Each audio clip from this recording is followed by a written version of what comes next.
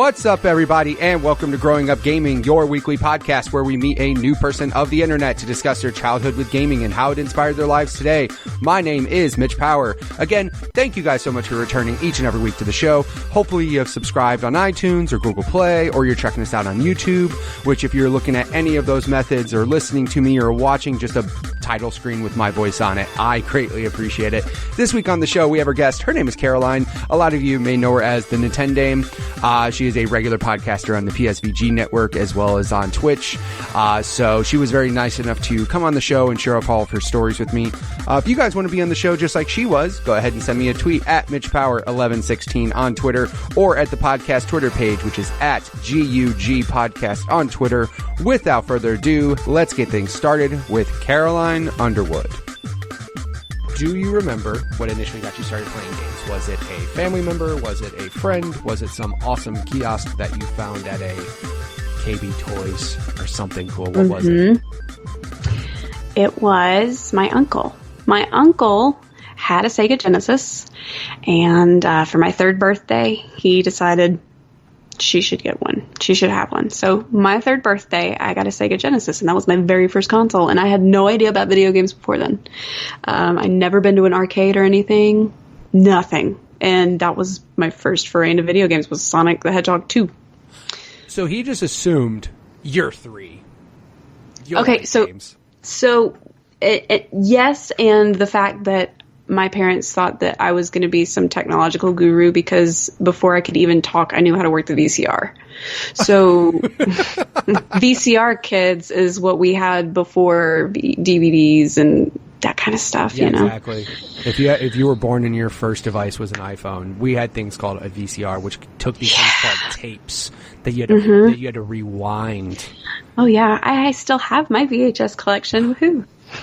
Right, and then try finding a VCR now to play on I actually still have a DVD VHS dual player, but I don't know if it works anymore. That shit's I haven't like plugged it gold. in years. I know. I was just talking to you, like, I went to Fry's Electronics. They still sold a brand new DVD, like VHS, like VHS player, combo, yeah. And it was $250. And I was like, you guys are just clearly taking advantage of people who's 100 years old and their shit broke and they need a new one. Oh yeah, because absolutely. They'll be willing to pay it. So I hope that mine still works. It's sitting at my parents' house and I haven't used it in maybe over 10 years. Yeah, something crazy but like that. Here's the thing, though: technology from back then could sit for 20 years. And this is true. Work. And still work. Yeah, my parents still have all of their analog TVs. They don't even own a single digital TV yet. Ooh. So when we go over to their house to watch the game or something, it's a 4:3 ratio. Ooh. Perfect for old games, right? Yeah. But when you're watching the game and all of the things are widescreen now, you got the score cut off on the side, and you're like, "What's the score? I can't even tell what the fucking score is." You got to wait for the commercial to show up for the fucking score to go in the middle of the screen. Yeah, in the like, middle, absolutely. Or you just have to, I don't know, pay attention. Yeah, That's that too. Dude, I remember when that whole convergence happened, and I remember having a standard def TV and having an Xbox 360, and I remember playing, I want to say it was Dead Rising. The text was so small that I was like, and I have a big TV, but like the way they formatted it and the way it was, I was like, I literally was like Mr. Magoo fucking an inch away from my TV. Yeah. Like, what does this say? I can't see the shit. So I can't even imagine that now because broadcasts are now all white. I know. Like everything. I know. It's insane. I have a 60-inch HD TV, 4K in my living room, and then when I go over to my parents' house, it's like, we just should invite you guys over to watch at this point because as long as it keeps working, they're not going to get a new one. They're like, are your parents aware? They're aware. Okay. They're aware, but until it bites the dust, they're going to keep the 150-pound, 32-inch square TV. Period. You should accidentally, quote unquote, spill some shit on it or something. Just accidentally, like a Wii remote. Just like fucking throw something through it. Just like whoops.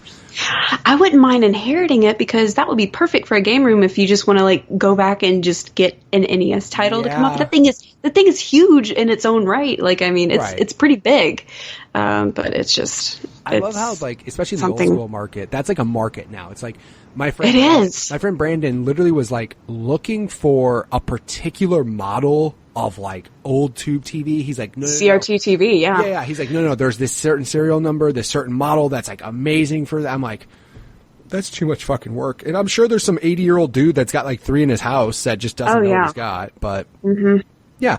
And I just thought about this. If you chuck the Wii remote at that, it would probably break the Wii remote because those glass screens. Oh yeah. Yeah, you could. I've only ever seen one glass screen busted before, and it just kind of looked like there was a cave inside of the screen. It was bizarre. Yeah, but yeah, it would definitely break the remote. Yeah. Then also, I remember I worked at a video game store and they had these magnets that would like they had speakers next to the TVs, but then they had these like magnets of like advertisements, like Nintendo would put a magnet on the TV. Yeah, you didn't realize if you put a magnet on a tube TV, it left this like purple area. Oh yeah, I remember that. Oh yeah. my god, I remember that crap. One of our TVs were just destroyed because Nintendo was like, we're gonna just put this shit in. I'm like, you're fucking up the TV at the same time. Like, I hope you're happy. So it's the light burning. Yeah, exactly. But no, I mean, that's crazy. But so again, though, you were such a tech guru because you knew how to hit play. I knew how to hit rewind and play, and I knew how to put the tape in like a year old. Yeah. I mean, so it's not rocket science, but again, depending on who you're doing it in front of, they could be like, right, she's gonna be a genius. Well, that's what they thought. That's what they thought, and they're like, she's growing up in this age, or that's what my uncle thought. He owned one, and he's like, she'll love it. Yeah. Just give it to her. Yeah. So that's what I got. Well, yeah, I mean, especially like I said, if you're, I get the age part, like, like growing up nowadays, she's going to be able to adapt to this so easily. Like, it's kind of crazy because it's the same thing when I have a 3-year-old myself, and I've given her like old smartphones that we have for her to like play games on. And she's figured out she shit. Just knows what to do. Yeah, she knows what's up. And I mean, insane. the only thing that's really funny, and I laughed my ass off, was every screen she thinks is a touch screen. So like, I'm like, oh, you poor child, you don't realize that not all of these you can touch. We had like a portable DVD player that like my buddy had when we went camping, and she's just like, starts touching. I'm like, sweetie, it doesn't. No, you got to use the remote. It's okay. But that's her thing now. She's the tech guru. Yeah, but now like it's easier with this touchscreen just in general. So yeah, whatever. Again, she doesn't know. She'll never know. She might not even know what a damn DVD is. Like, she just knows that movies on the screen. Like, she doesn't know that. Everything's digital nowadays. Yeah, exactly. I'm such a physical person still, so it's really hard for me. Yeah, maybe it harkens back to your need of the VCR where you had to have a physical tape. That's maybe. But also there was not an option, so. I kind of got a reason why, and it does happen to be about the Genesis. Okay. So we were having a yard sale one time, and no, it wasn't even a yard sale. My parents were just getting rid of stuff. And we'd had an N64, a Nintendo GameCube. I think I even had I was about to get my Wii at that point. And my parents decided she hasn't played the Sega Genesis since she was like, 13? She doesn't need that. Right. They just took it all, and they took the lot of all of the games, and they put it on eBay, and it sold for $25. And to this day, I'm still working to get my game collection back. It's not expensive. It's Sega games. It's not really that expensive. They made them like hotcakes. But it's just, I'm trying to get it back physically. So I feel like them selling that off kind of made me feel like I have to have that because it sort of traumatized me. I was just really upset for a long time. But sure. I mean, it's just a familial thing, right? Like, this has been something that's been with you for absolutely forever, yeah. It's just a matter of wanting to hang on before I can remember. Yeah, I mean, certain people want to hang on to those things. Some people do it in a positive way. Some people do it in a very bad way. Those are called hoarders. But absolutely. Most gamers, though, for the most part, when they collect the stuff, they actually like keep really good care of it. So I think if you keep really good care, but you have a lot of shit, you're not a hoarder, you're a collector. There's like a difference.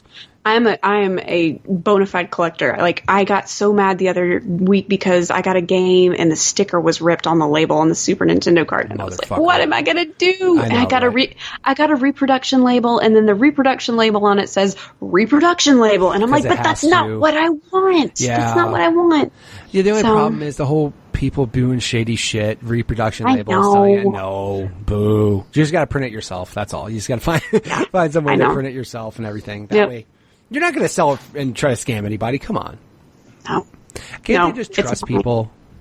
Exactly. Well, I mean, I could crack open the cartridge and be like, I promise you, it says copyright Nintendo 1993 on the cart. I promise. Yeah, yeah, that's jeez. It's funny because like I didn't even think about back then, like the cartridges and shit. Like inside, it could have been, and also it's funny too because Nintendo carts were so big, yet the internal components of it were just tiny. Like they were so itty bitty. I'm like, why do we need this thing to be 9 times the size? But like you learn later, like people swapping internals and like doing all this weird shit with old games for selling purposes. I'm like, man, there's a bunch of scam artists out there, bro. Oh, no doubt. That's why I'm still collecting a lot of stuff, a lot of Super Nintendo carts, and Super Nintendo is the hardest stuff to come by. That's legitimate. I have to make sure that it's authentic. I like to look at the ones where they've cracked open the cartridge. I see the chip, I see the copyright on it, and then I know we're good. Right. It's just crazy. Yeah, that's what happens. But again, I mean, you know, when you, like you said, you know, when you were 3, that was probably your favorite thing in the world. Like, or absolutely. Yeah. I mean, so, and I mean, good on your uncle, because I mean, he did a good job of making that decision. I mean, again, though, like it's any video games. I mean, flashing lights in front of any kid's face are going to keep them occupied. You know? Oh, sure. Which is why cartoons now are so bad.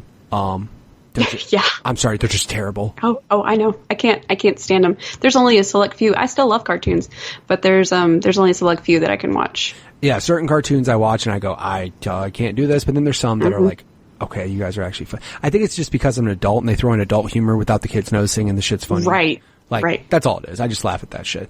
But no, I mean, like back then, if you were just a kid, anything flashing lights in front of you was awesome. But yeah, video game system was amazing. So you kind of mentioned, so did you get that bundle that had Sonic 2 with it? And that was like your shit? That was the original thing. And then my parents discovered that they had Disney games. So of course, me being Little Mermaid-aholic, I had to have the Ariel game. So I got the Ariel game. And then when Beauty and the Beast came out, I got the Beauty and the Beast game. So I had like all of the Nintendo game, all the Disney games for the Sega. And which were some good ass games too, by the way. Just like they were good, but they were so hard. It's ridiculous. Like to this day, I'm still struggling with Lion King. But so many good memories. Just Disney was where it was at for me when I was a kid, and I still love Disney. But I played so many of them on the Genesis, and my husband actually played them all on Super Nintendo, like the Aladdin one and everything. And I'm like, dude, this sounds so much better on the Genesis. This version of this song on this sound card is crap. And, you were having your own console wars, like even after later on in life. That's funny. Oh yeah, like you play. Hey, here's the thing though, Super Nintendo in the end was better, but that was. Oh, I know. It was. But I will say that right now. Like I completely agree. It was better. Yeah. But having grown up with a Genesis instead of a Nintendo console, I didn't get a Nintendo console until it was the 64. Right. And that was like in 1998 when we got that. And it's just, looking back, I appreciate it because it was my first console. It's my baby, and I still love it for what it is, but I'm such a Nintendo diehard now that it's just, there's no comparison for me. Oh, yeah. I mean, that's the other thing, too, is like my favorite was when people saw the SNES Classic got announced, lost their fucking minds, right? People lost it. That Sega collection, like Sega Classic, has been out in CVS's for like years, and no one gives a shit about it. And it's terrible because my sister, she knew how much I was upset about that, and this was before I started getting my own collection back. And she bought me one for my birthday. Okay. And I plugged it in. I was so excited. It even had a little slot where you can put your actual Genesis cartridge in it. But I booted it up, and the ROM and the music was so off. Like the ROMs are terrible. They're made in China. I mean, like it's literally all just Chinese knockoff crap. That's so sad. I was so disappointed, so I took it back. My favorite thing is that Sega, for some reason, came out with like Sega Genesis collections for like PS2, PS. Yeah, and they came out with like 100. For no reason. Like, there was just so many, and there was just like, oh, no. This one has this on it, and this one has this on it. And they still did to this day on the new consoles. They're like, no. Now they're online. Now that you can do that. Like, it's just funny, because... And then some of them have Sonic 3, and some don't, because... Some of them don't. Yeah, just Michael Jackson fucking up thanks to music. Yeah, I know. But no, and also, by the way, think about that shit. Michael Jackson did music for a Sonic game. Like... I know. One of my favorite YouTube videos that I discovered was actually like a 30-minute video talking about how he had a hand in it and how the people that he worked with on his music actually continued to work on the Sonic 3 project and Sonic and Knuckles afterwards.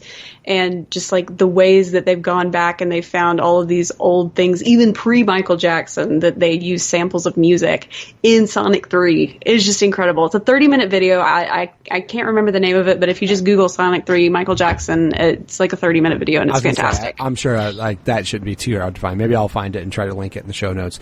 But yeah, I mean, like that's, you know, there's just all these weird things. I mean, and also, of course, licenses. That's kind of the only thing that's made trying to go back and play these games really difficult. Like, you know, just Capcom owned the license for this, but then Disney and this, and now this owns this. Right. So it's like so hard to try to go back and play those unless you do what you're doing, which is literally, legitimately, like getting the console, getting the game, and that's really the only way to play it originally how it was. Because like, even though, like you said, even like certain games get, you know, put out and like the ROM is crap, or like they had to change the music for this licensing reason, or they had to do something like, it's just really hard. And again, that's kind of the fear with games now is like, what's it going to be like down the road? Yeah. I mean, like the only thing that's in a positive way is like certain games, they've been able to like patch it. Like, for example, I think it was Grand Theft Auto 4 or something out of nowhere. Like half the music license like was disappearing because they didn't own the rights to it anymore. They were just like, and Grand Theft Auto radio is like huge in that game. You're like, no, some people get these radio stations and fucking love every song. So they're like, shit, what do we do? And they actually like put new music in the game instead that fit the theme of the radio station. So instead of just like removing the game or having to remove it from the store, they actually patched Grand Theft Auto 4 like years later and was like, here's new music for you guys. But at least they can do that now. But like some games have actually been delisted because of the licensing. Of licensing, yeah. So I mean, and you know, were you? So obviously you were big into Disney. Were you a big fan of that? Like, I can't remember the name of it when they did the DuckTales and Darkwing Duck, like that remake that came out recently. Oh God! Like I haven't watched it because we don't watch as much stuff. It's on Disney XD if I remember correct. Like we actually watch Pokemon on Disney XD, but we watch it on demand because we just are never around when it comes on. Sure, because you have jobs and you're adults and shit. Yeah, we actually went on 2 Disney cruises last year, and one of the ones, oh my God. Love Disney. One of the ones we actually did, they have like endless streaming of any Disney movie you could ever want and like all of the Disney shows that are on, the Mickey Mouse shorts and stuff like that. So I did end up watching one episode that was on like while we were at breakfast or something. And it was really funny. Like, I mean, it looks really, really, I don't know. The humor is not so try hard. Right. It's just funny. I don't know. Like I don't know the name of the guy with the aviator thing, but whatever. He's really funny. Launchpad or whatever his name. Oh my gosh, he's funny. Did you obviously so like around that time? Well, the thing I was just thinking about is like certain games you didn't even get a chance to play on because you kind of missed the NES generation. Like. That's just it. But see, I had friends and cousins that had the NES. That's a good next question I was going to ask. Did you have any friends or anything that had other consoles to try? So yeah, I had cousins that had the NES. So I did play Super Mario Bros. And I did grow up with like all this stuff. But once you've had a Sega Genesis, everything else looks kind of inferior from the previous generation. And it wasn't until they actually started getting Nintendo 64s that I was like, I want this one. I don't want the flat ones anymore. So that was kind of that and Sega falling out of favor with the Saturn. I never had a Saturn, but one of my friends did. We played. We actually played Knights. Like that was a good game. Right. I liked Knights. My husband had a Dreamcast and there's a lot of good games that went through Sega, but I had already made the jump over to Nintendo for the 64 and the GameCube, and at that point it was a done deal, and I just got lucky. By the way, if you guys haven't read Console Wars, it's a fantastic book. Yeah, it's funny because like, I'm not going to say I don't read because I read a lot, but books, I'm like, I got a lot of other shit to do. But no, Console Wars is one of those books that like, I've made it a point, like everybody and their mother's like, no, please, like, read that book. You have to. Seth Rogen is apparently making the movie based off of the. Yeah, so in the paperback version, I have Seth Rogen and does a whenever his something? film buddy. Yeah, it does the forward in the beginning. Yeah. I can't wait. I think it's being talked about still right now, but if it comes to fruition, that would be fantastic because That's awesome. it's such a good book. Yeah, I mean, and the other thing too is like, did you ever have those well, you sort of did, like you just said, like, oh, Nintendo is inferior. Just graphically, it didn't look as good. So that was back in the day when like graphics meant so much, and now obviously they're not. Well, some people still get pissy, but whatever. But Sony and Xbox are over there duking it out, and I'm just like, I like my Nintendo, and this is what I got. And then PC's like, fuck you all. Yeah, I can do it all better. I can emulate everything. Like, all the 4K graphics cards and the latest NVIDIA chips and all this stuff, and you're good to go. 4K 60, babies. Yeah, it's okay. Yeah. But no, I mean, like, so obviously you were still playing games, because, I mean, that was the thing, because back then, like, it sounds stupid, but again, when you're a kid, story, gameplay, all that shit doesn't matter as much as graphics did, which is sad, because now you're an adult and you're like, I don't give a shit if this game looks 8-bit. If it's got a cool story and gameplay, I don't care. Absolutely. So now it's like the exact opposite, but I think that's just with age and maturity, because, like, you know. It is. How pretty a game looks, a kid is more enticed by that rather than is it actually a good game. Well, that's why that's why Sega had such a good run at Nintendo, because the Genesis was so pretty in comparison to, you know, the NES when it still came out. I think the Super Nintendo came out a couple of years after the Genesis had already been launched. And the colors were pretty. It was fast. It did all this cool stuff that appealed to kids. Yeah, absolutely. Yeah. I just like how you know what it is like, I was just a dumb kid because they were like, Sonic's got attitude and big, like 90s attitude. Those old shit. Sega commercials are the best. Yeah, go YouTube a bunch of that, because that'll just show you how the marketing was, and that just shows you what a dumb kid I was, because I was like, yeah, Sega's better. All right. Sega. Yes. God. And of course, like, it just, there was, but the other thing, like you mentioned too, like, the games were different. Like, the Super Nintendo version compared to the Sega version were different games depending on what it was. They were. It's just, it's so odd to, like, think, imagine that shit now if, like, Assassin's Creed came out and it was a different, ran different on Xbox and it was PlayStation. Like, the internet would lose their fucking mind. Like, you can't do that anymore. But back in the day, I mean, again, there wasn't the internet, so. Yeah, it has to be completely seamless. I mean, like, people lose their shit over a port at this point. 100%. Like, the debacle after Bayonetta was ported from Xbox over to PlayStation was just like nightmare. Yeah, it's just like people, they get all pissy with ports and stuff too, especially like when it's a downgrade of a port. Like, like you should be fucking happy you're even playing this. Like, which is kind of. I'm not going to say that's how I feel about the Switch with Bethesda games, but in a way, like, you should be thanking God that Bethesda gives a shit to put Wolfenstein and Doom and Skyrim on the Switch. I agree, and I think it's great for Nintendo. Like, I mean, the people want to put stuff on their console. I think that's a huge honor for them. Yeah, whereas other companies like EA are like, I don't know, we might put Madden, we might put FIFA on there, and Bethesda's like, no, we're going to put all of our shit on there. And good kudos to them, because like I said, they're giving a shit, and I don't even know how well they're selling, but they still are doing it, so good for you guys. But yeah, I mean, I'm just thankful that Nintendo's doing well after the Wii U bullshit that we went through for. Yeah, we'll get to that. How many years? 3, 4. We try to block it out of our memories. It's like Nom. You know, you don't want to fucking think about it. Think about the dark times. Yeah. I came into it late and I checked out early.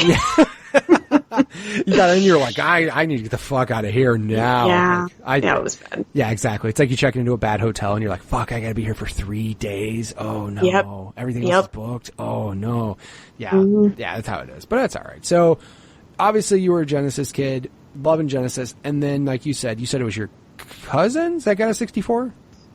A couple of my friends in elementary school, and one of my cousins had an N64. And I would go over and, you know, of course, everything was 3D.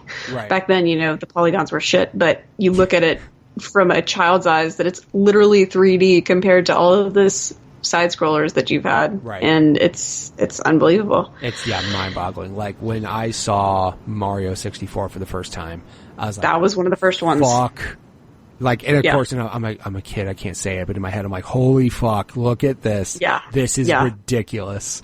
Yep. And, my friends had Mario 64 and Mario Kart. Yeah. And, I think I played Zelda before, but Zelda Ocarina of Time was coming out, and that was like the nail in the coffin that I was like, we've got to get one. Yeah. So. I mean, that's, and it's sad because like Nintendo was so on top of their shit with like third party and all that stuff on Super Nintendo and on NES, and then when it got to 64, they were getting shit on by like PlayStation on third party shit. So like you really had to, like, if you didn't like Nintendo franchises, you weren't as big of a fan of the 64, but if you did, you fucking love that 64. Oh yeah, to death.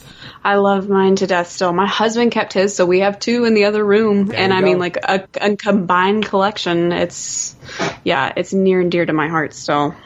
That's pretty awesome. I mean, like I got a 64 later on, like out of nowhere. My sister, who didn't play video games, was like, "I want a 64 for Christmas," and I was like, "The fuck? Okay, sure." Man, you ask Grandma for that. I'm not going to. You ask her. She got the green Donkey Kong 64.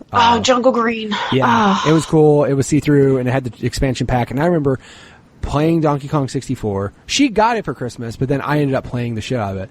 And, that's how it was. My sister would always get everything, and then I would play it. Yeah, exactly. And she would watch me. Yeah, exactly. My sister just did the same thing. She like stood there, watched me play Donkey Kong, got all the bananas, and then later I'm like, this game isn't really that. It's okay. But again, like, I was just a kid, just like, it was new shit, and, you know, I was pumped to play. Yeah, I loved Donkey Kong Country way more than Donkey Kong 64. That was just me, personal preference, having played all the country games, and then DK64 came out, and I was like, eh. Yeah, exactly. I was like, I mean, the other thing, too, though, is, like, did you have a bunch of people that would, like, that was the console that introduced local multiplayer really hardcore, right? Like that was, you know, did you have a lot of people come over? Did you have friends that were like, oh my God. Was it a constant thing of you guys playing all the time? Everybody, like, as soon as we would come over to each other's houses, whoever had one, it was who's going to play who in Mario Kart. And I mean, we would just have to fight over that. And, which of the 8 characters were you going to play? Now there's like 30. Yeah, just say, a lot more options now. Yeah, I'm trying to think what others we played multiplayer. Well, we played Smash Brothers, obviously, the original Smash Brothers. Were you into GoldenEye, Perfect Dark, that kind of shit? I didn't get into that until probably around the Wii era, actually. I went backwards to a lot of games. For instance, when I played Animal Crossing on the GameCube, that's how I got into a lot of the NES stuff, because they had the little NES cabinets as furniture in the game that you could play basically the full version of the game. Pretty much, yeah. And, yeah, that's how I got into like a Legend of Zelda for the NES, and the original, I think Metroid was in there too. But I've still never played Metroid to fruition. Sorry, guys. You call yourself a Nintendo fan? How dare you? I know. I've never played a Metroid game. The internet's never going to listen to your opinion again. I hope you're happy. Mm-hmm. But yeah, GoldenEye and Perfect Dark were a little too hard for me back then. I did play the Indiana Jones and the Infernal Machine one. I was a huge Indiana Jones fan around that time.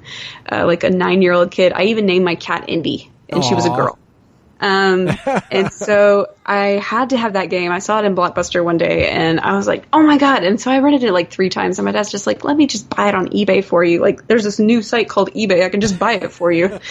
There's this new site on the interweb called eBay. Literally, it was like 1999, 2000 or something. And he ended up getting it for me, and I still have it in the box. Do you know that thing's like worth $150 complete in box, and I got one? Awesome. That's unbelievable. Yeah, that's the other thing too, is like certain games back then held their value really well. As obviously you're a collector, so you know the ins and outs of that.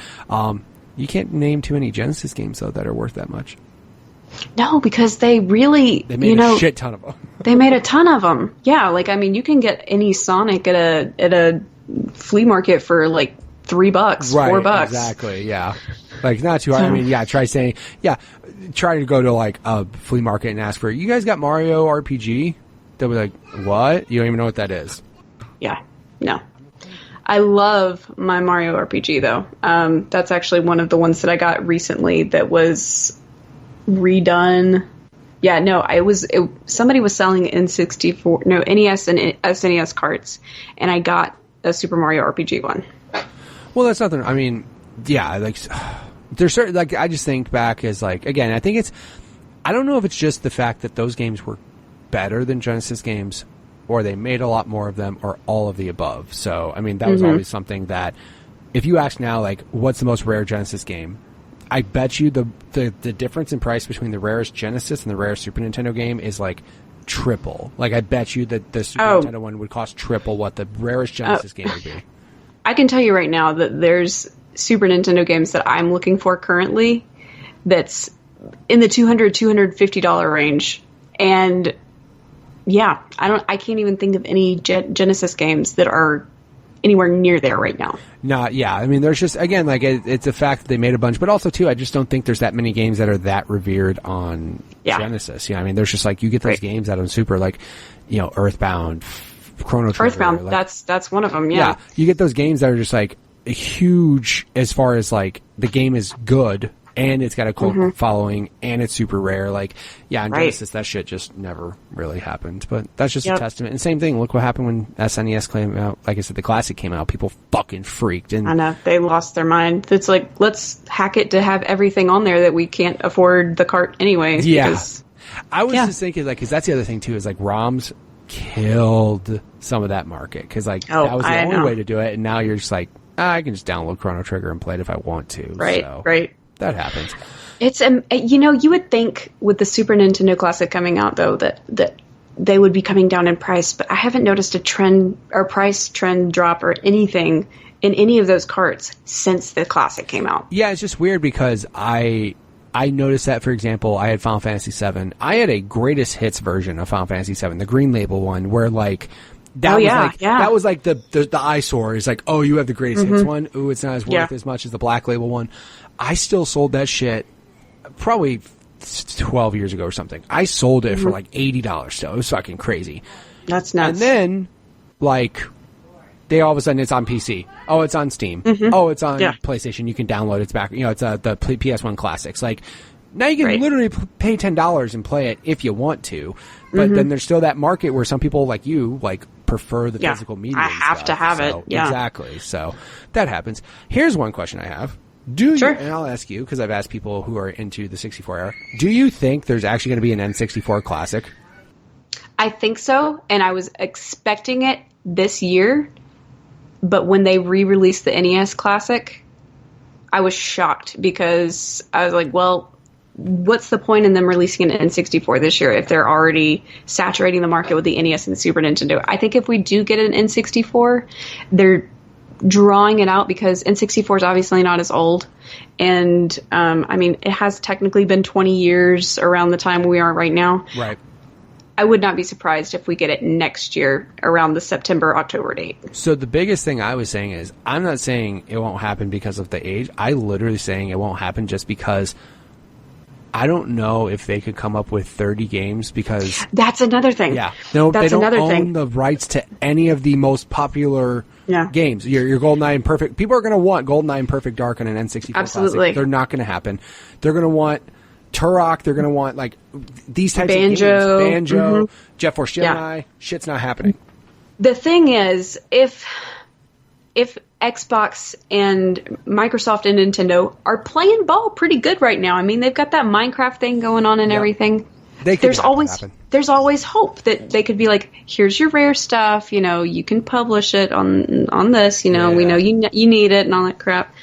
But other than that, there's not that many. I mean, they had the third party support with NES and Super Nintendo, so like. And of course, Square was still cool with like putting shit on the SNES Classic, which was really cool.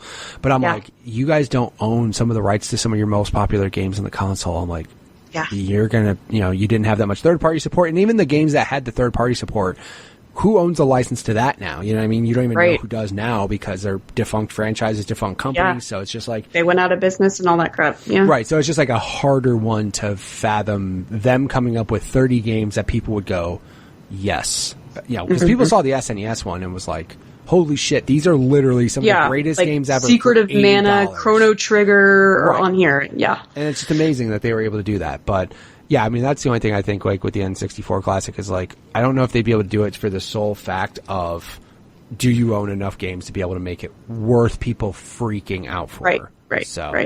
I mean, again, if they make it, cool. But I mean, Nintendo now is making money. Why they stopped doing the SNES or the NES Classic, that doesn't make sense. Well, that's why I was shocked when they came out with a new supply of it this past summer, and I was like, well, apparently they either made more or they found some stock that they were holding on to just to drive the price up or something. Yeah, that's what happened. They found a warehouse. They were like, fuck, we forgot about this one. Well, that's just it. Like my friend, or Donnie over on PSVG, he actually, this was sometime last year, the treasure truck for Amazon came to Atlanta and tons of the NES classics. I mean, like they had like 1,000 of them. Wow. Just chilling out, just sitting. Wow. Yeah, I mean, I live in Arizona. I live in a suburb of Phoenix called Surprise, Arizona. It's the name. I've heard of Surprise, actually. So, here it's kind of random because we live next to Sun City, which is completely a private. Well, I live next to Surprise. There's a place called Sun City West. In order to live there, you have to be 65. It's a rule. Oh, so it's a retirement. It's a complete retirement community. I live next to a ton of old people. So some of the Walmarts and Targets that are out here don't really get ravished as much as like some of the ones in the city. So I would be like at Best Buy and I'm just walking and I'm like, oh shit, there's a bunch of SNES classics just hanging out. Yeah. Like nobody gave a shit about them because they didn't know what they were. And I'm just like, okay, go to Walmart. Oh, look, there's like 20 Switches here back when Switches were just like insane That's to find. unbelievable. Yeah, and I'm just like, oh, okay, that's cool. And then you hear parts of like, you hear people online going, I searched 100 miles from my fucking house and I can't find one. I'm like, dude, I saw 2 minutes from my house, like right at that Walmart. And they're just like, what the fuck? Joy-Cons went on sale for the Splatoon Joy-Cons, or they went, the $25, what?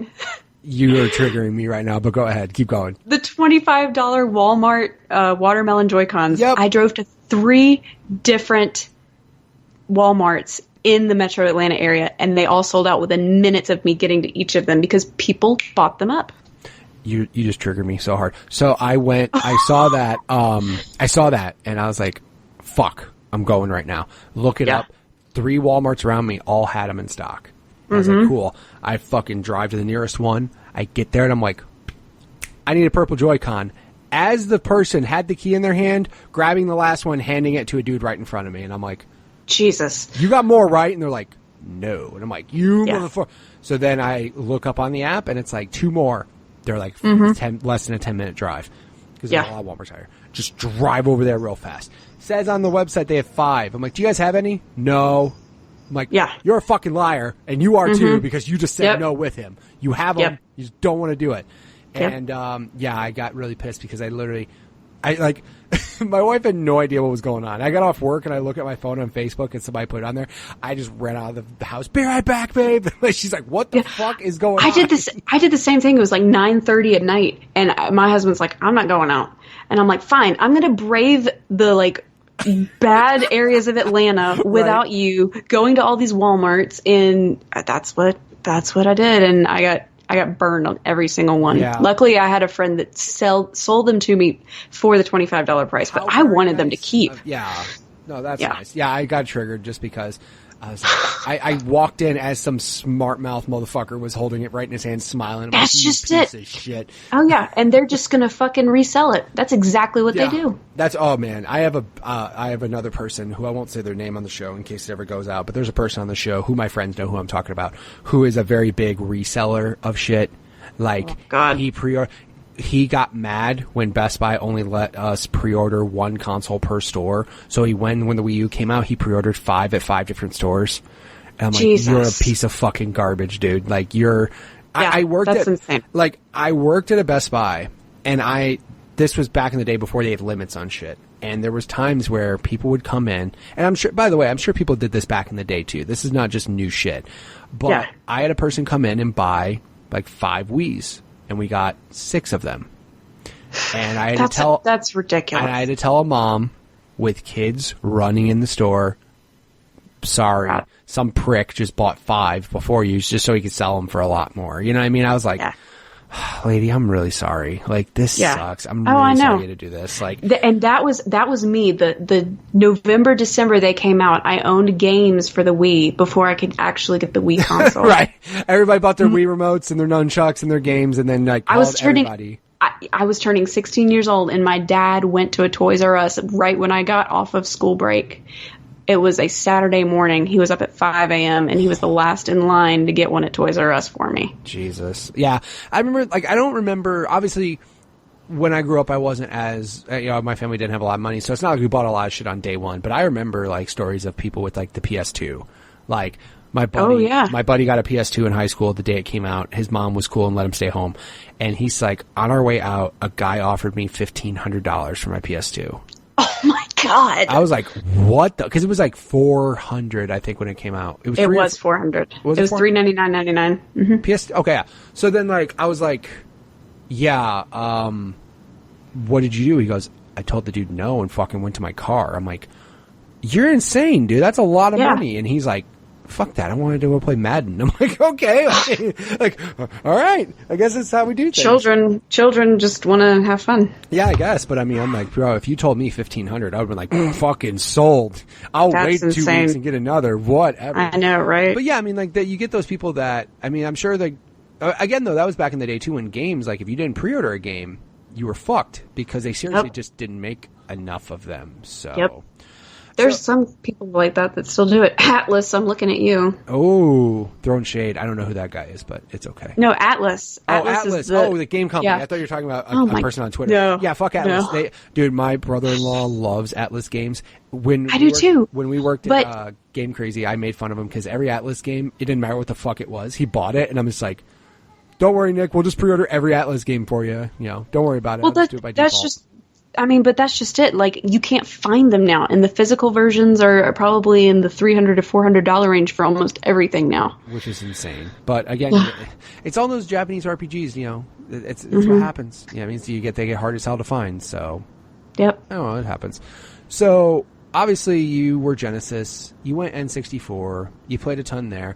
And then from there, the other thing you mentioned, too, you played PC games. I did. So, what was up with, like, you mentioned that off air, by the way, people didn't missing. Yeah. So I'm so old school. Like, okay, so VHS, right, guys? VHS.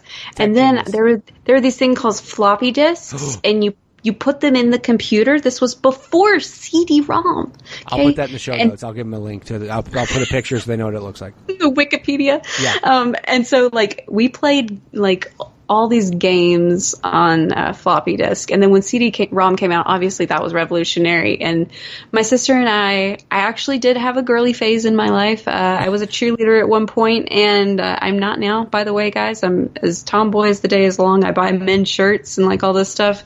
So, yeah. But Barbie Magic Hairstyler, Barbie Writing Club, Barbie Ocean Adventure, all these Barbie games for the CD-ROMs. And so you were talking about, like, oh yeah, I should play all of these games to see what they look like. Like, we're talking 256 colors, okay?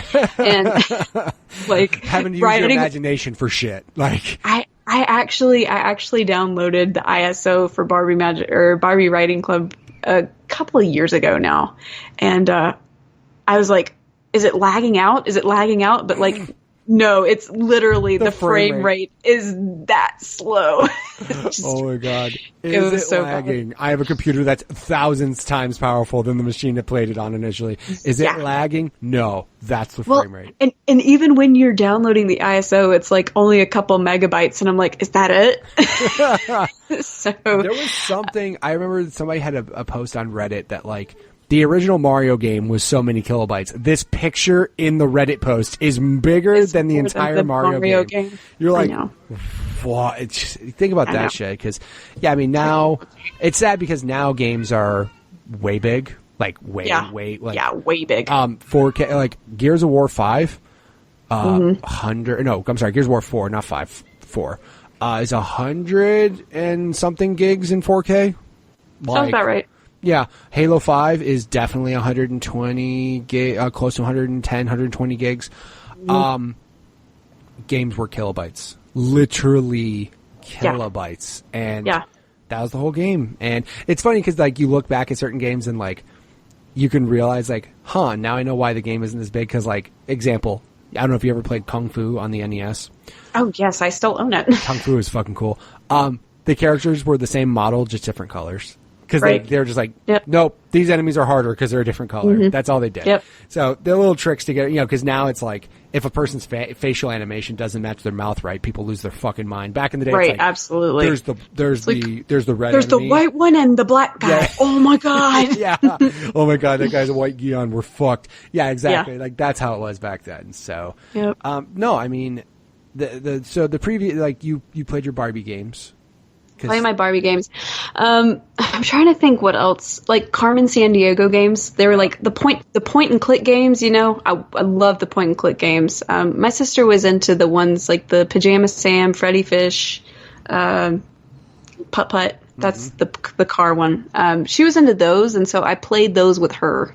Most of the time, my sister's 3 years younger than me, by the way. So I would commandeer the ship, and she would sit in the chair next to me and watch me play because that's just how it was. Yeah, because back then, before couch co-op games, that was how you played together. You took turns, or one person just sat there and told you what to do, or because that was before local multiplayer was really a thing. So absolutely, yeah, I love how Mario like Super Mario Brothers is technically multiplayer, but it's just technically you just flip the controller back and forth. Yeah, it's like, all right, your turn. I mean, you can just take turns, just hand the controller off, or you can do the actual 2-player mode where you play as Luigi. So, and again, they got away with Luigi. They just changed the color palette. They did. Of course, he's the same person. He's and then all of a sudden now you look at normal drawings of them and you're like, wait, Luigi's taller. What's up? I know he's taller and he's not as fat. And yeah, exactly. What's up with that? And that, what it was? Mario 2 in the U.S. at least. That's where you actually started noticing, hey, they actually look different. They gave him a different sprite. Yeah, completely. Yeah, so fun times. So did you actually, like you were saying, like your parents were all like, yeah, you're into tech and stuff. Were they pretty good? Like, were they cool about you playing games? Were they like encouraging, or were they kind of like, these are cool, but you need to get out of the house and do some other shit? Yeah. So I had phases at that point. My dad, because I was so young, I wasn't very good at the Genesis games at 3 years old. So my dad would play them, and I would sit and watch them and learn from that. Sure. So my dad was very into it, and like he got into the video games just by me playing them and stuff. Sure. My mom always got me what I wanted for Christmas and my birthday. I always had a video game on the list, and my sister did too, and she would always get us stuff. But then there were times where I was that antisocial teenager that didn't want to get out of the house and would sit and play my Wii for 10 hours a day, and she would just take it away from me because I was being unhealthy. Literally, I was being unhealthy. Yeah. Yeah. And that was another part of the problem. Like when I did get to be 14 or 15 years old, I started discovering MMOs online. And that was another that's good for your social life, Yeah. That was another big part of like my PC gaming. I went from the CD-ROM stuff kind of back to consoles and then to PC games when I was in late middle school and high school. And I would forget to eat. I would forget to shower. Jesus. I was hardcore. I would wake up, go all the time. I mean, like in the summer, my parents would get home at 5 o'clock. I'd make sure to be awake by 5 o'clock and go all night until like 8 or 9 in the morning when they left for work and pretend to be asleep and then go to sleep. Jesus. It was that.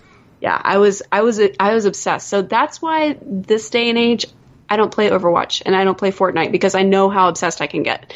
And I know the kind of like detrimental things that did to me back then. Like, in college, I had to get my shit together, and I was playing League of Legends, and I was like, I can't keep doing this. I've got to do my schoolwork, and I've got to go to class.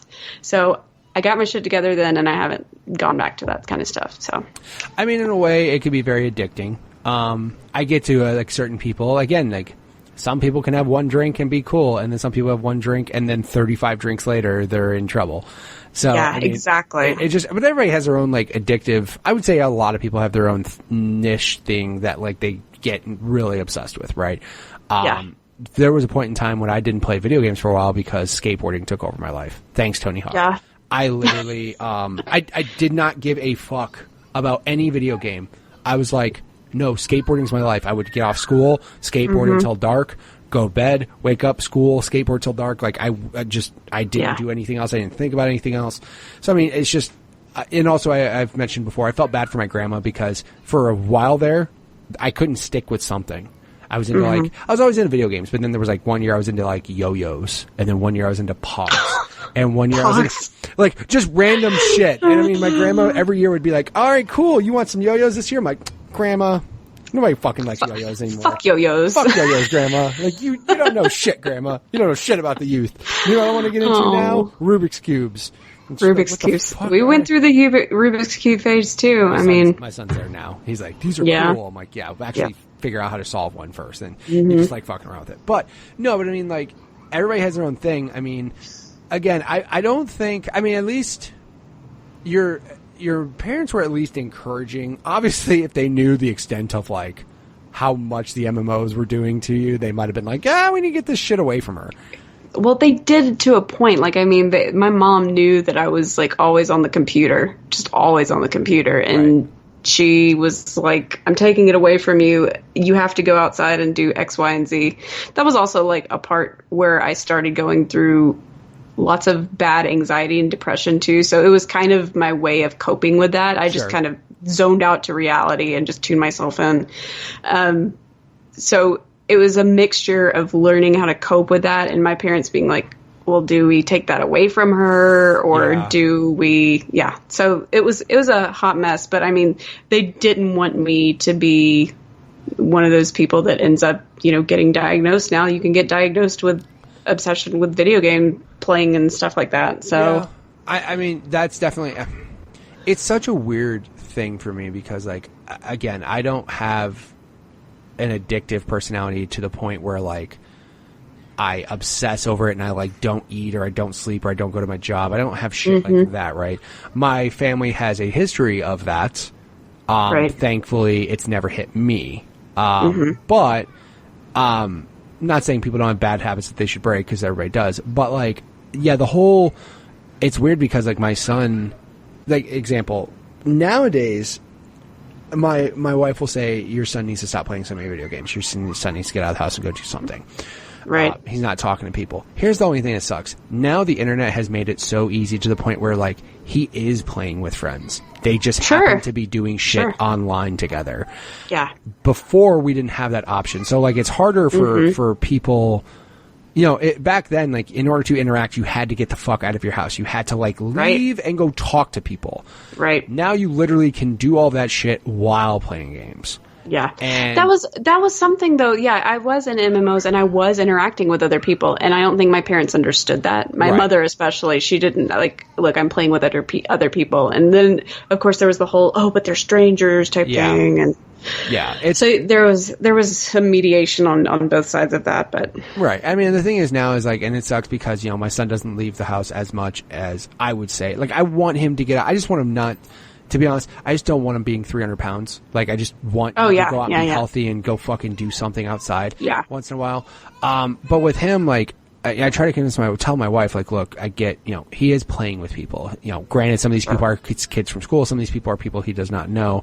By the way, I am not one of those stupid parents. I know how to regulate all my kids' shit. So I make sure they're not talking to fucking 35-year-old men or people I don't absolutely. know. But, I mean, it's just, that's how gaming is now. Like, it is a social thing. You are literally, you can stream and have people watch you. You can, interact and do all these online things with gaming now.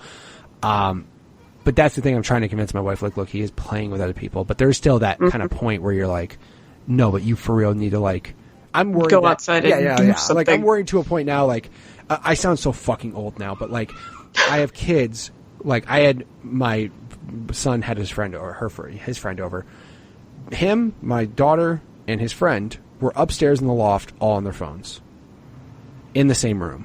Yeah. And of course, my old man goes, what the fuck are you doing? You're right next to each other. Talk to each other. Just play. Interact, say something to each other. Yeah. But now they're interacting through their phones. Now it's just like, people are getting to that point where, and I'm almost caught into the opposite point now, where like, when I'm spending time with my family, I throw my phone the fuck out of the room. I'm like, get this thing away from me. Like, I want to interact with people. But, well, that's just, when we go over to my parents' place to hang out or watch a game or something, and my husband gets on his phone, I'm like, I give him the eye. I'm like, stop. Yeah. Like, I know, I don't care if you're checking work or something. Like, he's just like on his phone, and I'm like, we're here, we need to. There's actually a really funny really funny photo that the girl who did my wedding photos took, and my husband has 3 younger siblings, and they're all sitting on the couch at the reception, and they're all tapped into their phones. I mean, that's the only thing is, like, now it's gotten to the point where technology makes it really easy to be able to do that. Whereas I know. it sucks. But I mean, again, like, the social interactions now, back in the day, like, your social interactions were going to a buddy's house, sitting there next to him, playing games, talking shit, because that's what me and my friends did, just running our mouths about how much better I was going to be at Mortal Kombat than him. Whereas now you can just kind of do it on the internet. So, I mean, times change and shit, but, I mean, as long as, like you said, though, there was getting to a point where it was like, I wasn't eating, I wasn't showering. I mean, we've had those moments, but, like, on a consistent basis, I can understand where it would be a problem. So yeah, I was just glad that I adulted enough. I grew up enough during college, and I realized I gotta stop. Yeah, certain games, I mean, you can still get like that in a way. I think Fortnite has definitely become that game. That's why I can't. Everybody's like, I'm not going to sit there and go like, because I've played Fortnite. I think it's a great game. But I've also gotten to a point where I'm like, I have kids, I have a wife, I have responsibilities. My gaming time is very, very limited. So, like, not to mention on my alone time or my self time, is mixed between doing podcasts, doing gaming. So do I think like, yeah, this is fun. But then also too, I've gotten to a point now where this past Sunday, football started. Sure. I was like, football started. Gotta watch the game. I turned on Red Zone. 5 hours later, I felt terrible. I was like, what the fuck? I haven't done anything today. I'm such a piece of shit. And I'm like, looking around, I haven't done anything. My kids are just hanging out doing whatever. I'm like, I feel bad. I used to not feel bad. I used to be like, I'm going to do whatever the fuck I want. I played Halo 2 for like 13 or 14 hours straight when it was online day one. Oh my gosh. Yeah, I was like, this is the fucking shit. See, I miss those days. I miss being able to do that. But I agree with you. I have those days where my husband and we'll just sit around the house and do nothing, and we feel terrible for it. Yeah. Again, when you're kids, you don't have responsibilities. You can do what the fuck you want, right? Yeah. You can just go have fun and do whatever, and you don't get tired from it. You can stay up 18 hours a day and play video games and not have any fatigue from it. And now I get tired looking at a screen after 2 hours. So just don't play Overwatch or Fortnite or. I've got so many people, especially when it came to Switch. They're like, "You're getting Fortnite, right?" And I'm like, "Guys, I'm not kidding. Fortnite's the reason why I play my Switch more." Honestly, because like I was playing the Nintendo exclusives, and I had my Xbox for everything else. And then when Fortnite came to that, I'm like, shit, I can play this while getting my daughter to bed. This is amazing. Yeah, so. I just it's gotten to the point that I just watch people stream online, and I live vicariously through them. Yeah, do that. I mean, that's the other thing too. Now you have that option because before you didn't. Right. Like you have to buy it to experience it yourself. Right. I didn't get into MMOs again. I wasn't big into the PC gaming side of things. I know people that definitely did, and it was disastrous for them, but some people got out okay. But at least you're a respectable human being now, so still. WoW didn't suck me in. It wasn't WoW, and League of Legends kind of started to take me, but it was Ragnarok Online for me. I don't know if you know, it was a Korean MMO, and to this day, I still think there's some private servers that are up, but Ragnarok was my thing for like 6-7 years. Yeah, everybody has that one game. Everybody's got that game that keeps them occupied. So you were into when you went to the MMOs, did you kind of like not like negate console gaming, but did you kind of just like, am I right for now? Like I just got this shit? Because you mentioned like GameCube and you mentioned Wii and stuff, but I mean, I kept up with them. But it would only be when a major release came out. So when a Zelda came out or when a Mario came out, then I would pay attention to it. Right. But it wasn't something that I was playing all the time. I'd buy the game, I'd beat it in 4 days, and then I'd put it away. Right. And I actually did not like having time away from my MMOs. I was that obsessed. Yeah, it was just kind of like a point like, oh, I could be playing this, I could be doing this with my character instead of doing Zelda or Mario. Yeah, whatever the fuck it was. Yeah. So I just tried to beat them as quickly as possible. So like just like get them out of the way. Yeah, like a Zelda I would beat in 4 days. I'm not even kidding. Like I would just sit there and play it from dawn until dusk just to get it over with. And I mean, I loved it while I was playing it. It's just I wanted to get back to leveling my characters. Right, exactly. No, I mean, that's how, I mean, for Halo 2, I think I played it a year straight. Anniversaries, birthdays, Christmas. Not a single day did I take a break. I was like, no, I'm playing Halo 2 every night. See, I get that way with Animal Crossing because Animal Crossing has something to offer pretty much every single day, at least for a year. Right. Right? So when Animal Crossing comes out for the Switch, because the Switch is portable, I am fucked. I am fucked. Like, I mean, I've already told everybody, y'all remember what happened when New Leaf came out, right? I checked out. I was out of reality for a while. And then I'm praying for an Animal Crossing for Switch, at least over the next coming year or something. But it's going to be bad news. That's as close to the MMO days that I'll get again. Right. No, I mean, that, Animal Crossing, like, I never got into, I remember Animal Crossing when it came out for DS, I was like all jazzed because everybody else was jazzed for it, but I never got like super into it. But like, again, here's what's sad. Halo 2 was online and it had like 12 maps and I played them every fucking day for a year. Oh my gosh. So you like knew everything. Oh yeah. Like it was a big thing for me. Cause again, like I never had the experience of online gaming other than Xbox. Like that was my initial entrance into gaming. That's why I probably prefer my Xbox overall, just because I have so many good memories of online playing that and everything. So. Yeah. So then obviously, you know, you mentioned the Wii and then you mentioned the dark days of the Wii U. Did you ever go PlayStation or Xbox? Did you ever give a shit about them? Did you just kind of was like, whatever?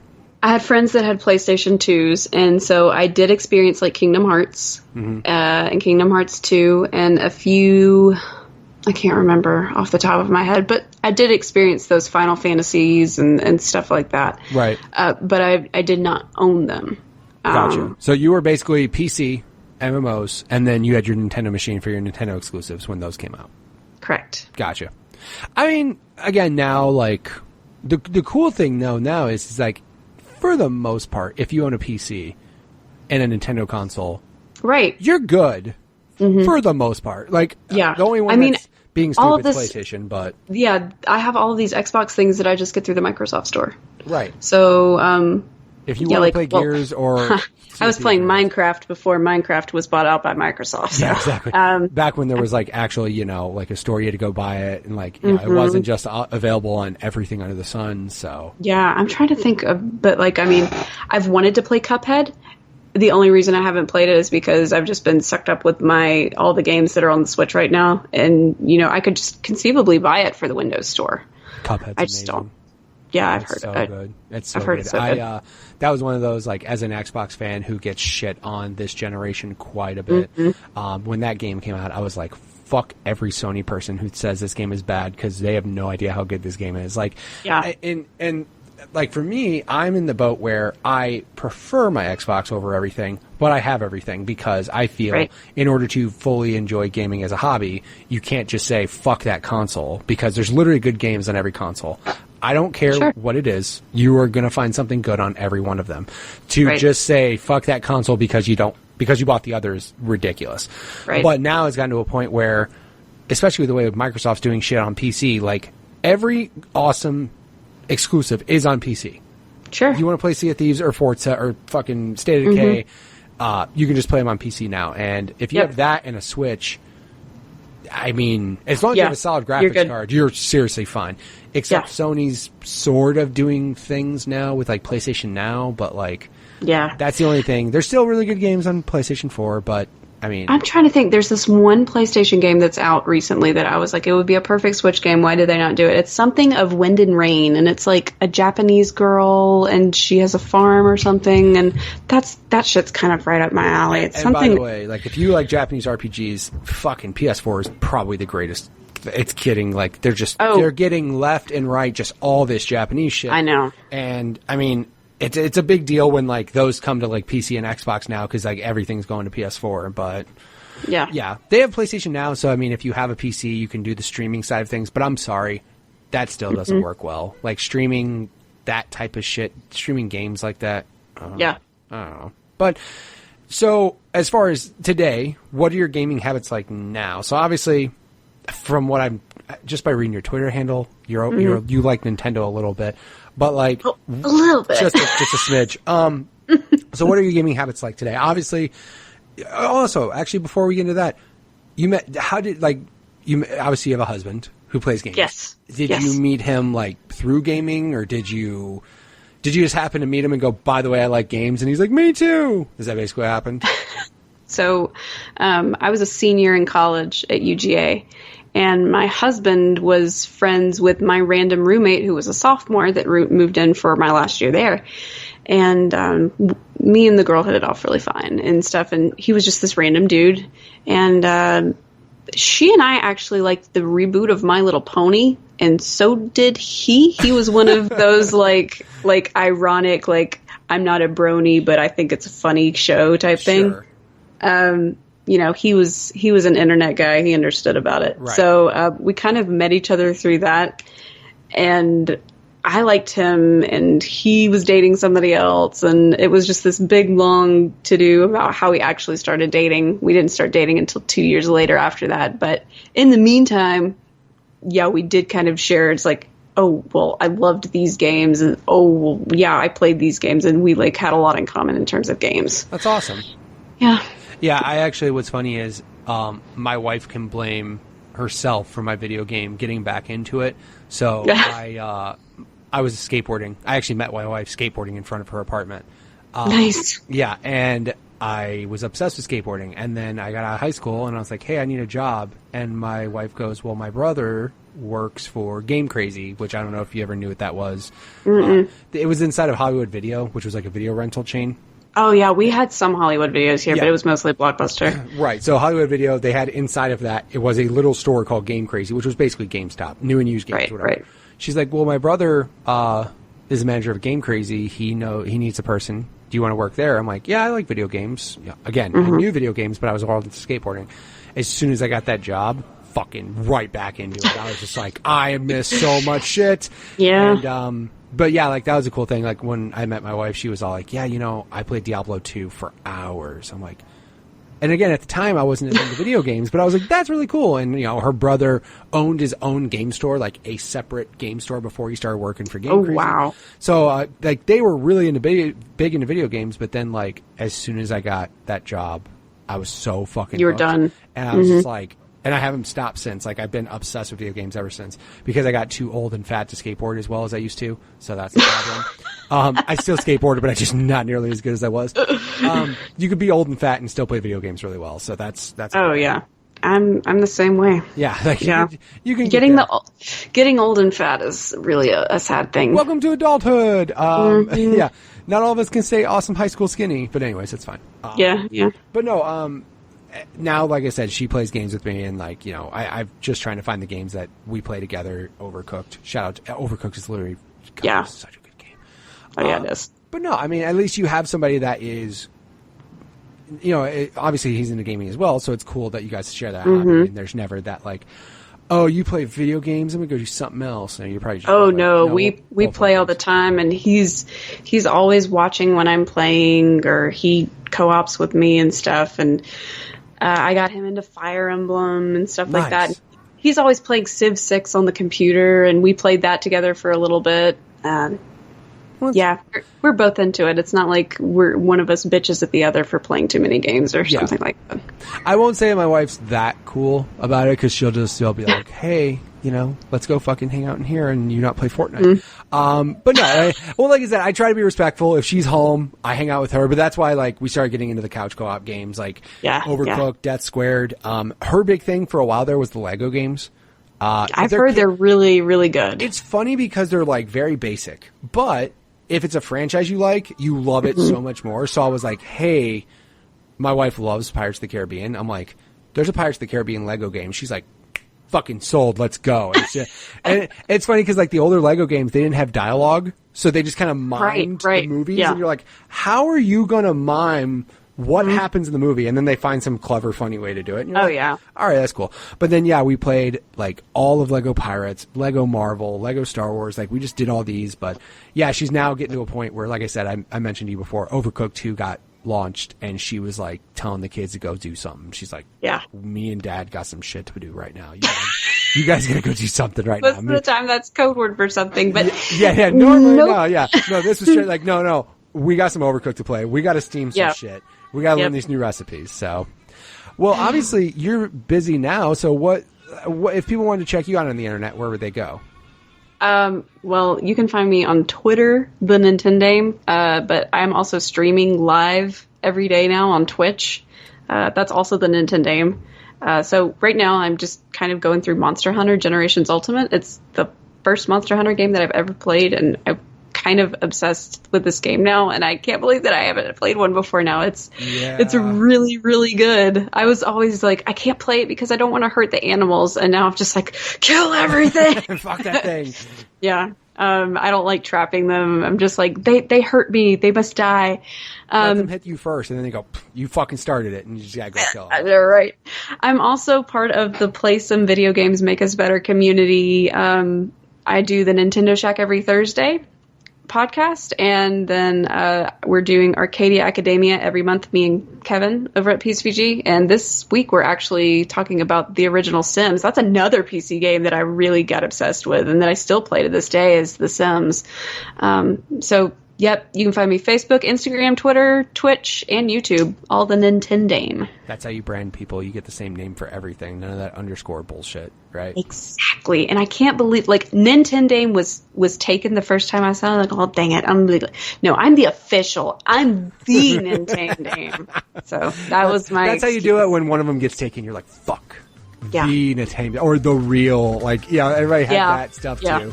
That's always funny. And of course, if you guys want to check out any of her stuff, I'll hopefully links in the show notes so you can see all of the things she does. So thank you so much for being on the show. Yes, thank you for having me, Mitch. Appreciate it. All right. And again, thank you, Caroline, for being on the show. If you guys want to check her out on any of the social medias out there, you can go ahead and check her out on Twitter at the Nintendame. You could also check out the Nintendo Shack, which is a podcast she's regularly on the PSVG network, as well as on Twitch, which is twitch.tv/the Nintendame. Again, of course, I'll have links in the show notes so you can check out all those things she does. Also, I'm going to link in the show notes a very funny clip of her seeing the reaction to Animal Crossing getting announced for the Switch. So I wonder how she reacts, so you'll be able to check that out too. Again, if you guys want to be on the show just like she was, go ahead and send me a tweet at MitchPower1116 on Twitter, or at the podcast Twitter page, which is at GUG Podcast on Twitter. We also have a Facebook group. You can just search up Growing Up Gaming there, as well as on YouTube. Just search up GUG Podcast, and you can subscribe there to check out the podcast in quote-unquote video form. I keep saying I want to do more there, trying to play some of the older games that people have played to try to gain the perspective of what they enjoyed. If that's something you guys want to see, go ahead and let me know. Again, thank you guys so much for returning each and every week to the show. Leave a review on iTunes. Give us a 5 stars, whatever they ask for. I mean, everybody asks for 5 stars, but I mean, if it's not 5 stars, just let me know. But either way, thank you guys so much for returning. I appreciate it, and I will catch you guys next week with another new episode. See ya.